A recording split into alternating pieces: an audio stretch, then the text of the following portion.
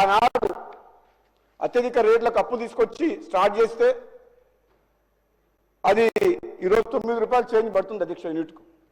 మామూలుగా అయితే మార్కెట్లో ఆ రోజు ఆ నిర్ణయం తీసుకోవాల్సిన అవసరం లేకుండే, కానీ తీసుకున్నారు. ఛత్తీస్గఢ్ పవర్ ప్లాంట్ వాళ్ళ దగ్గర పవర్ పర్చేస్ అగ్రిమెంట్ విషయంలో కూడా తప్పు నిర్ణయమే. భద్రాద్రి దాంట్లో కూడా సూపర్ క్రిటికల్ టెక్నాలజీ పెట్టి కూడా అది తప్పు నిర్ణయమే. ఎన్నిసార్లు అన్నా మాకు అదే బాధ అనిపిస్తుంది కాబట్టి మేము ఎక్కువ అనదలుచుకోలేదు. కానీ ఒక మాట చెప్తున్నాం అధ్యక్ష, ప్రజలు మాకు అధికారం ఇచ్చారు కాబట్టి కరెంట్ అనేది మీకు అధ్యక్ష ఇది మనం నిజ జీవితంలో ప్రతిరోజు అది లేని ఒక్క రోజు కూడా మనం ఒక నిమిషం కూడా గడవదు అధ్యక్ష. అటువంటి విద్యుత్ విషయంలో తప్పకుండా మేము ఒక బాధ్యతగా ముందుకు పోతున్నాం అధ్యక్ష. ఎక్కువ సమయం తీసుకోవడం అధ్యక్ష. అదేవిధంగా ఈ హోమ్ డిపార్ట్మెంట్ గురించి అధ్యక్ష,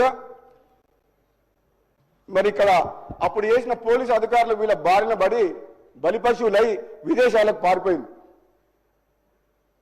మొత్తం అధికారిని అడ్డం పెట్టుకొని పోలీసు యంత్రాంగాన్ని అధికం పెట్టుకొని అందరి ఫోన్లు ట్రాప్ చేసి ఆఖరికి మున్గోడు ఉప ఎన్నికలు గెలవాలంటే గత్యంతరలేని పరిస్థితిలో ఫోన్ ట్రాప్ చేసి వాళ్ళ పాపం ఈరోజు అధికారులందరూ వీళ్ళ అధికార దాహానికి బలైపోయారు అధ్యక్ష. వీళ్ళు ఇప్పుడు మాట్లాడితే మేము ఏం చెప్పాలి అధ్యక్ష? వీళ్ళకు మాకు చెప్తున్నారు అధికార దుర్వినియోగం అంటే ఈ భారతదేశ చరిత్రలో అది బీఆర్ఎస్ పార్టీ 10 ఏళ్ల పాలన జరిగింది. అక్రమాలు, దుర్మార్గాలు, అవినీతి, దోపిడీ, అహంకారపూరితమైన పరిపాలన సాగిందంటే ఈ భారతదేశ చరిత్రలో అది బీఆర్ఎస్ పార్టీ 10 ఏళ్ల కాలం. ఇది నిజం, ఇది నిజం. మొత్తం ప్రజాస్వామ్యం కూని కాబట్టదంటే ఈ భారతదేశ చరిత్రలో ఇది బీఆర్ఎస్ పార్టీ. మేము మాట్లాడితే బాగా అనిపిస్తుంది అధ్యక్ష. వాళ్ళు ఒప్పుకోరు.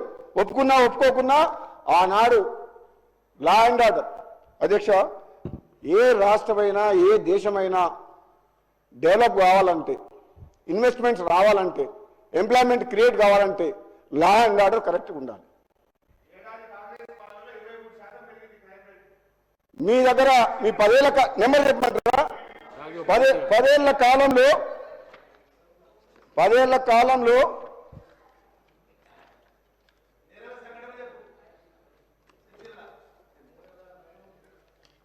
నయం ఆస్తులన్నీ దోసుకున్నది వాళ్ళే కదా. అధికార లెక్కల ప్రకారం తెలంగాణ రాష్ట్రంలో 2014 నుంచి 2023 వరకు 8,742 హత్య కేసులు నమోదైన అధ్యక్ష.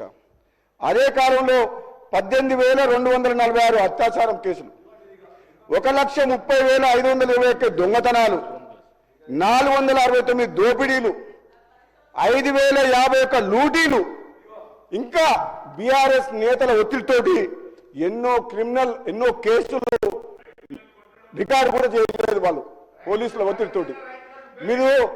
మీరు చెప్పమంటే నా దగ్గర అన్ని ఉన్నాయి, కానీ ఎంతో మంది సభ్యులు మాట్లాడాల్సింది, ముఖ్యమంత్రి గారు సమాధానం చెప్తారు కాబట్టి నేను ఎక్కువ డీటెయిల్గా పోతలేను అధ్యక్ష.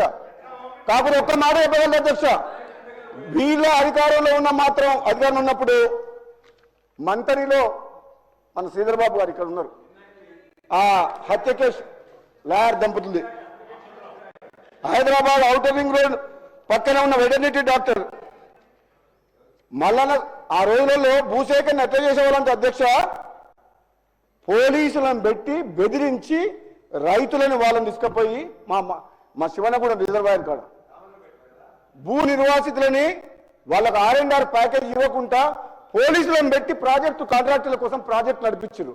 ఆ ప్రాజెక్టులో నీళ్ళు వచ్చేది లేదు, సచ్చేది లేదు, కానీ పోలీసులు అడ్డం పెట్టుకొని చేయించారు. అది లా అండ్ ఆర్డర్ విషయంలో తెలంగాణ కోసం ఉద్యమం చేసిండ్రు రైతులు, సకల జనులు. వాళ్ళ 10 ఏళ్ల కాలంలో పోలీసులను పెట్టి ప్రాజెక్టులు భూములు లాక్కున్నారు రైతుల దగ్గర వీళ్ళు. అది మీరు లా అండ్ ఆర్డర్, మీరు పోలీసులు అందుకు వాడుకున్నారు. నేను చెప్పుకునేపోతే అధ్యక్ష, మంత్రి నియోజకవర్గంలో బీఆర్ఎస్ నాయకులు అక్రమాలు, ఆ న్యాయవాద దంపతులు గట్టు వామనరావు గారు, శ్రీధరబాబు గారు నియోజకవర్గంలో. అదేవిధంగా ఇసుక మాఫియా గురించి చెప్పాల్సిన అవసరం లేదు.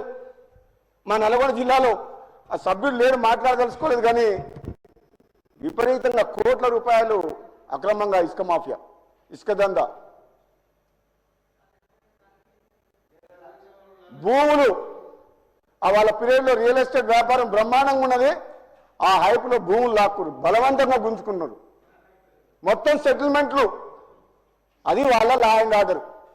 కానీ ఈరోజు కాంగ్రెస్ పార్టీ వచ్చిన తర్వాత గౌరవ ముఖ్యమంత్రి రేవంత్ రెడ్డి గారి నాయకత్వంలో ఈరోజు ప్రశాంతంగా ప్రతి ఒక్కరు కూడా ఈరోజు కూడా ఈ జాతీయ పార్టీ కాంగ్రెస్ పార్టీ ఒక్కరు కాదు అధ్యక్ష, ఒక సామాజిక తెలంగాణ వైపు పేదల ప్రభుత్వం వచ్చింది, ప్రజాపాలన సాగుతుంది, కొనసాగుతుంది. ప్రతి ఒక్కరు కూడా ఎంతో ఆశతో ఎదురు చూస్తున్నారు.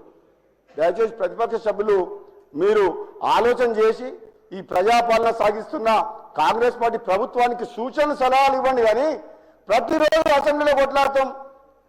మీకు అధికారం కావాల్సుకుంటే ప్రజల దగ్గర పోయి వాళ్ళ కష్టాలు మాట్లాడండి, వాళ్ళ తరఫున మాకు చెప్పండి. కానీ మీరు ఈ విధంగా సభలో ఎప్పుడు అవకాశం అధ్యక్ష మీరు మీ మీద అటాక్ చేసిండు. మీ సభ సొంతం కాదని చెప్పి మిమ్మల్ని ఈ సభ మీ సొంతమా అన్నారు.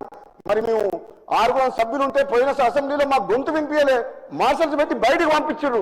మరి అది అప్పుడేం చేసిండ్రు? అప్పుడు ఎక్కడ పోయింది ప్రజాస్వామ్యం? అప్పుడు మా గొంతు నొక్కేసిండ్రు కదా. అందుకనే ప్రజలు మిమ్మల్ని అటు పంపించి మమ్మల్ని ఇక్కడ పంపించారు. అధ్యక్ష, చరిత్రలో ఎప్పుడైనా సరే చివరకు ధర్మం గెలుస్తుంది.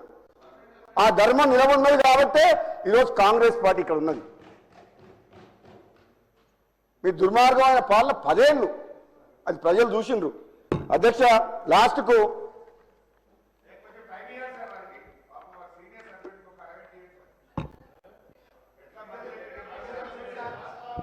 అధ్యక్ష మేము ఒక నిన్న ముఖ్యమంత్రి గారు మేమందరం ఇప్పుడు కూడా ముఖ్యమంత్రి గారు ఈరోజు మేమందరం ఒకటే మాట్లాడుకో అధ్యక్ష, వీళ్ళ గురించి ఎంత తక్కువ మాట్లాడితే అంత మంచిది. బీఆర్ఎస్ పార్టీ గురించి వాళ్ళ గురించి ఎంత తక్కువ మాట్లాడితే అంత మంచిది. మనం ప్రజల పక్షాన ప్రజలకు ఇచ్చిన హామీ నెరవేర్చే విషయంలో ఒక్క నిమిషం వేస్ట్ చేయకుండా ఈ తెలంగాణ ప్రజల కోసం పనిచేద్దాం. వీళ్ళని మనం ప్రజలు చూసుకుంటారు, వీళ్ళ గురించి తక్కువ మాట్లాడాలనే నిర్ణయానికి వచ్చినాం కాబట్టి నేను ఎక్కువ మాట్లాడదలుచుకోలేదు అధ్యక్ష ఈ ప్రతిపక్షం గురించి. ఎందుకంటే వీళ్ళు మాట్లాడే కొద్దీ మాకేదో ఉందని వీళ్ళు అనుకుంటారు. వీళ్ళు గుండుసున్నా అని ముఖ్యమంత్రి గారు చెప్పారు కదా మన పార్లమెంట్ ఎన్నికల్లో. కాబట్టి మీకు మళ్ళా భవిష్యత్తు లేదు. 1000 జన్మలు ఎత్తినా ఆ బీఆర్ఎస్ పార్టీ తెలంగాణలో అధికారంలోకి రాదు. మేము చెప్తున్నా మీకు, మీరు అర్థం చేసుకోండి. ఎప్పుడైతే తెలంగాణను తెచ్చి బీఆర్ఎస్ అని పెట్టిరో అప్పుడే కథం అయిపోయింది. ఇక మళ్ళీ మీరు అనవసరంగా ఏంటంటే సరే ఎమ్మెల్యేగా గెలిచిరు కాబట్టి రండి,